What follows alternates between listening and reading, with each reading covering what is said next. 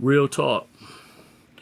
We live in a world where there are many people able to, I guess, do as they please without any, I guess, responsibility hitting them. They don't actually get to deal with the real life things that most of us deal with, consequences. And so it takes for some major things in their lives to happen for them to actually have to deal with these consequences that maybe others have covered them. Sometimes it takes a death of a loved one, the person who basically has rescued them over and over again. And they don't know how favored they are because they've been constantly rescued. And they're used to that.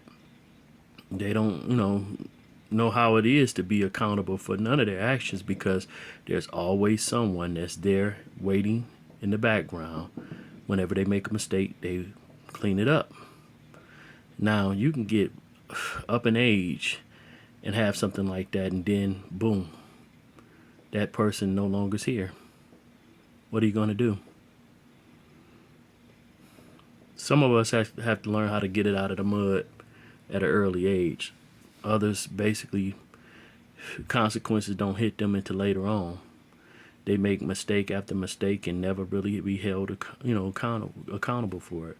They don't know what culpability is, and then boom, now they have to be responsible for things, and it hit them hard. I've seen situations like that all through my life, where someone does something, here comes somebody come to bail them out. I've seen so many situations where people will, I guess, almost spend their last or whatever, almost lose their own residence, lose their own vehicles trying to save someone, keep them out of jail, keep them out of harm's way, just do things to cover them. And people see it like, man, you know, they look at it as spoiled or whatever, but a lot of times it's actually hindering that person. And the person doing it, maybe they actually are covering, a deficiency in their own self, or something that they feel like, okay, I got to make something right. And so that's why they're doing this. They're overcompensating.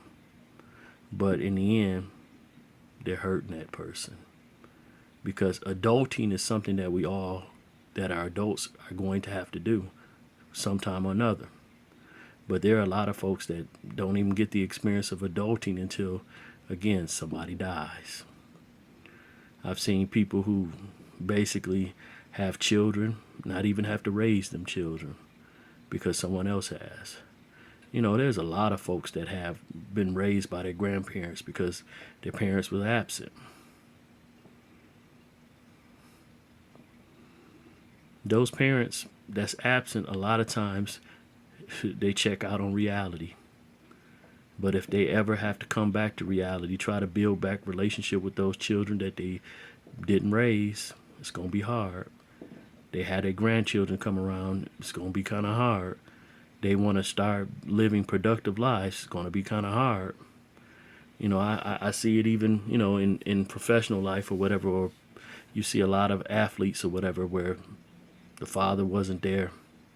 So now that the child is a success and he wants to come back around. It's a messed up situation.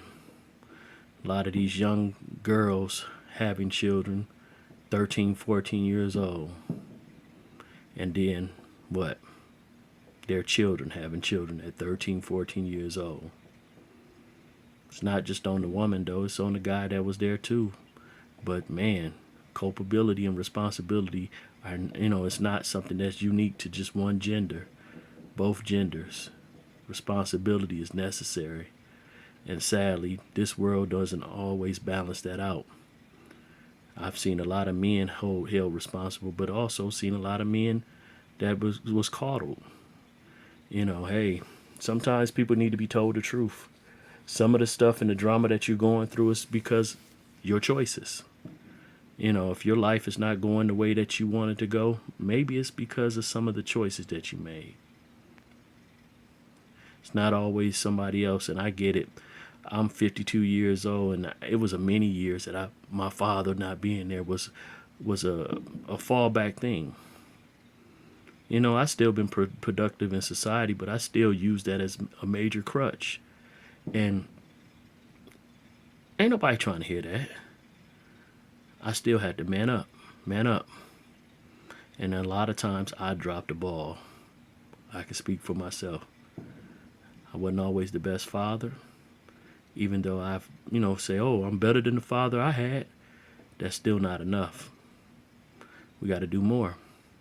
And a lot of times in doing more, it don't seem fair. But so what? Stand up, man up. I don't know. This generation of men to me are so sad. A lot of them don't want to take the responsibility of their household. They want to share the weight. And I get it, the economy and everything makes it kind of, where you feel like you need to. But if my wife was off work for 17 months, and what I do, stand up. But see, that's the thing though. I was off for 10 months with my Achilles, and what my wife do? She stood up. It ain't about gender all situations, but some people say, oh,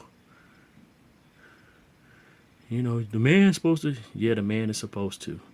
But if that man go down, I'm like, man, I looked at my dad, or he's not my biological dad, but he claimed me as a son as, I married his daughter.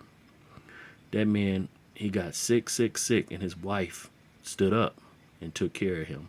He was bedridden, and he never lost, basically his humanity, and he never lost his manhood just because that woman had to take care of him. He still was a man because he had a whole lifetime of taking care of not just his siblings, but their children and their other children. This man was a great man and somebody that I look up to and I miss very much.